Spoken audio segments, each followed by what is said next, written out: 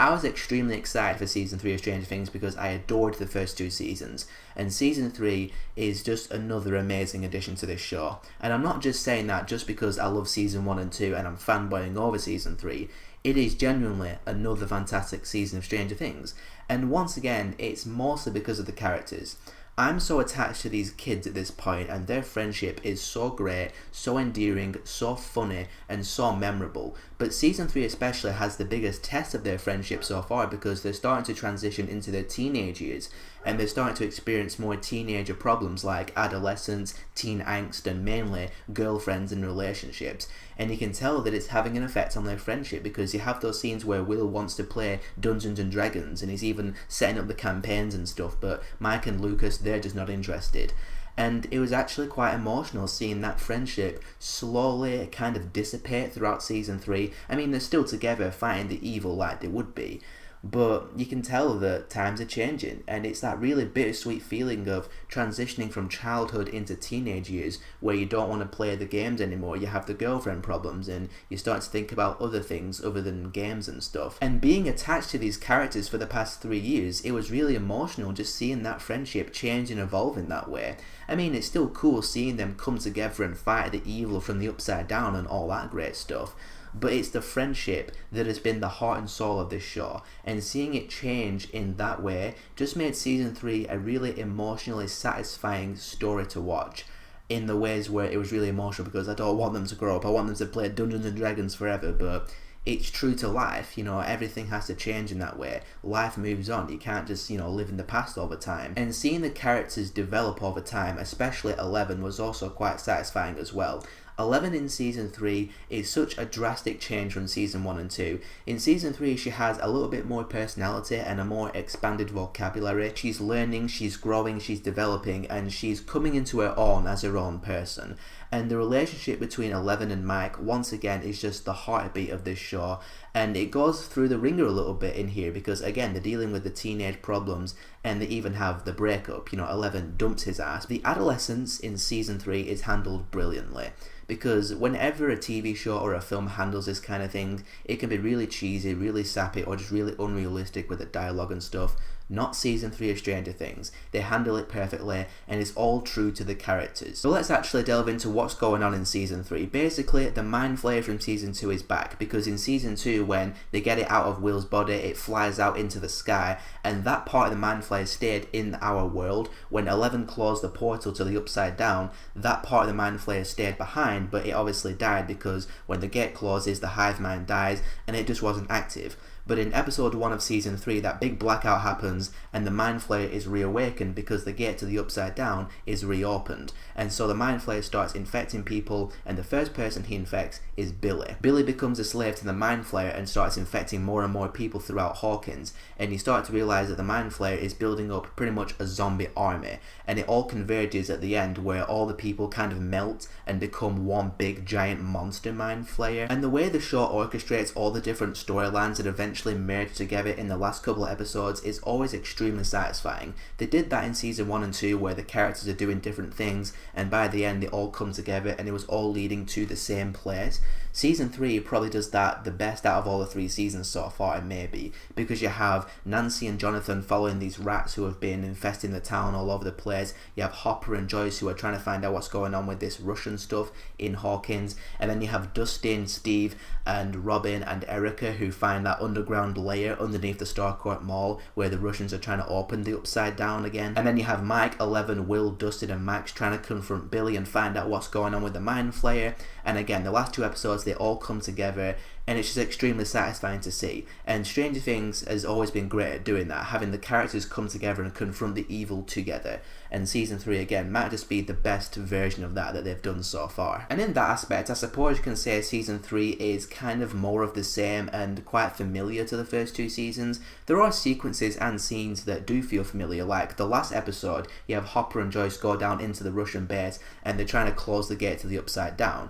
And you can't help but look at that and think, you just did that in season 2, where they go down and close the gate, now they're going down again and closing another gate. So it is a little bit familiar to some of the scenes in seasons 1 and 2, but for me it didn't bog the show down, because what they did was serving the story they were trying to tell. So for me, it was all good. I didn't see a lot of marketing for season 3. I saw the first trailer and a couple of those in-universe commercials they revealed, mainly the Starcourt Mall commercial. And the second I finished watching that teaser, I thought to myself, okay, there's something dodgy going on with this mall. It's not going to be everything that it seems. Something's going to be going on behind the scenes with this place. And then I saw that the final episode was called The Battle of Starcourt, and that kind of confirmed my suspicions. My theory going into season 3 was that Starcourt Mall was going to be built on the former site of the Hawkins lab. I thought that they would have torn down Hawkins lab after season 2, and that's where the mall would have been, and maybe that's why it was a hub for activity in season 3. That turned out to not be the case at all. Instead, more surprisingly, it's actually the location of a secret underground Russian facility where they're trying to open the Upside Down again.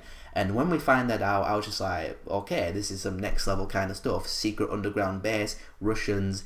It just elevated the stakes to a whole new level, and I just love that kind of conspiracy storytelling where the characters are trying to find out what's going on behind the scenes, and when you find that out, it's always really cool to see, and I love that whole storyline. Even though some of the Russian bad guys come across as a little cartoony at times, I still love that whole Russian underground base conspiracy storyline. But let's jump ahead now to the final episode, the Battle of Starcourt, where all the characters come together to confront the evil. Hopper, Joyce and that mirror guy go down below to try and shut off the big machine that's opening the Upside Down again, whilst Dustin, Steve, Robin and Erica go to activate Dustin's little thing on top of the hill, and the other kids stay inside the Starcourt Mall to confront the Mind Flayer once and for all. This might just be the most exciting episode that Stranger Things has ever done. When the kids are fighting the Mind Flayer with the fireworks and it's just freaking out, destroying them all around him, that was really exciting. Hopper and Joyce underground in the bunker and confronting the Russians and trying to shut down the machine. And in the midst of the battle, you have Billy with 11, who tries to give her to the Mind Flayer, because that's why the Mind Flayer is gathering up this army to take out 11, because he knows that 11 is the only one who can close the gate, because she did it in the last season. And 11 and Billy are struggling on the floor. Billy's trying to get her to succumb to the Mind Flayer, and then 11 taps into Billy's memories like she did earlier on, and we see Billy's childhood, and we kind of understand now why Billy is kind of an asshole, because he had a really happy childhood with a great mother, but a really abusive dad who took him away from his mother. And when Billy snaps out of the Mind Flayer thing and then stops the Mind Flayer from getting to 11 and sacrifices himself, bro, oh my god, I mean, what they did with Billy in season 3 was incredible, because season 2 he was the douchebag, and in season 3 he was the zombie to the Mind Flayer, and now he sacrifices himself to save 11 and the kids. Wow, I mean, I was tearing up massively. Great act of heroism and a great redemption for Billy. Kind of like what they did with Steve in season 2, because in season 1 he was the douchebag, season 2 he was the cool guy. And Billy gets a great redemption, and that goodbye with Max, I was just like, oh my god, the tears, man. That's what this show just does to you, just emotionally, just wow. But meanwhile, down in the Russian facility, you have Hopper fighting that guy next to the machine, trying to open the upside down portal. He throws the guy into the machine, destroys his body, and loads of blood and awesome stuff. And then Joyce has to make the difficult decision of turning the machine off, and Hopper just gives her the nod of approval, and Hopper also sacrifices himself. Wow. I wasn't expecting any major characters to die in season 3 or ever, but they killed off 2 significant characters in the final episode, so credit to the writers and to the showrunners for going the extra mile, but curse you for nearly making me cry, damn it. Oh my god, when 11 finds out Hopper's gone and she just breaks down, and then she reads that note that Hopper left behind, the heart-to-heart that he was going to have, and he expands to it saying, go ahead kid, you grow up, and 11's just breaking down, and I'm just like, oh my god, what are you doing to me? But then you get to the end of the episode and the tears don't stop there, because Will, Joyce, Jonathan and 11 are moving away because of obviously everything that's happened so far, which you don't blame them for doing that. But again, it's the friendship dissipating, they're moving away, and yeah, the tagline was actually kind of right for this show. One summer can change everything, and I have no idea what the hell season 4 is going to be about. They have that little teaser in the credits with the Russians, they have their own Demogorgon. I have no idea what's going to happen, and I'm extremely excited to see where they go for season 4. Kind of hoping it's going to be a Christmas setting, because Mike said to 11 maybe he can come for Christmas. That could be interesting. Overall, season 3 was an emotional knockout of a season for Stranger Things. Once again, the characters, the friendships, the relationships are the heart and soul of the show, and that's where the emotion of the show once again lies and hits and makes you want to cry at the end when they all start to move away and when characters die again. But the intrigue of the show is as great as ever. The storylines all converging to the one destination was extremely satisfying, really engaging, and consistently riveting. I was riveted from start to finish with all the mystery of the Upside Down, what's going on in Hawkins.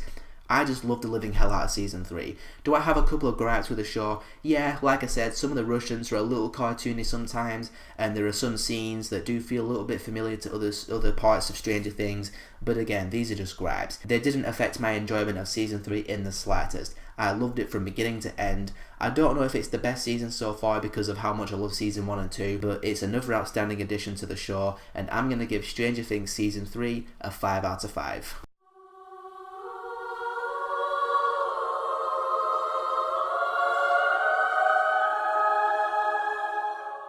Thanks for watching as always, guys. Did you binge watch Stranger Things Season 3 this weekend? What did you think about it, and how does it compare to the first 2 seasons for you? Whatever your thoughts are, let me know down there. And if you want to see more of my stuff, click on one of these in a second, and I'll see you all next time.